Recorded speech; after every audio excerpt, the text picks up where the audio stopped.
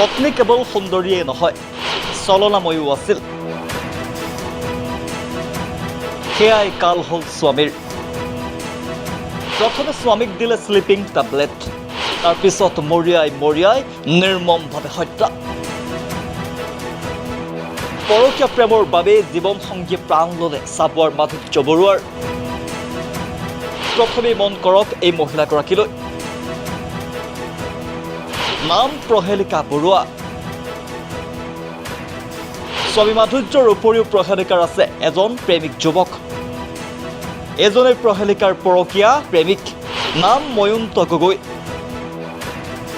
চাবুৱাৰ জঘন্য হত্যাকাণ্ডৰ মূল অভিযুক্ত তথা হত্যাকাৰী প্ৰহেলিকা আৰু ময়ন্ত। পৰকীয়া প্ৰেমৰ বাবে ৰাজ্যত সংঘটিত হৈছে আন এক জঘন্য হত্যাকাণ্ড। জলসম্পদ বিভাগত কৰ্মৰত মাধুৰ্য বৰুৱাৰ হত্যাকাণ্ডই কঁপাই গৈছে সমগ্ৰ চাবুৱা অঞ্চল, কঁপাইছে ৰাজ্য।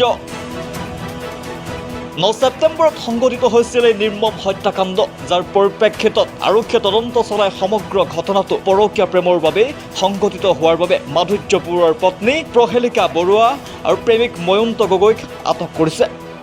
বৰ্তমান চাবুৱা আৰক্ষী থানাত জেৰা চলোৱা হৈছে দুয়োকে। আনফালে মূল হত্যাকাৰীক কঠোৰতম শাস্তিৰ দাবীৰে স্থানীয় ৰাইজে আগুৰি ধৰিলে চাবুৱা থানা।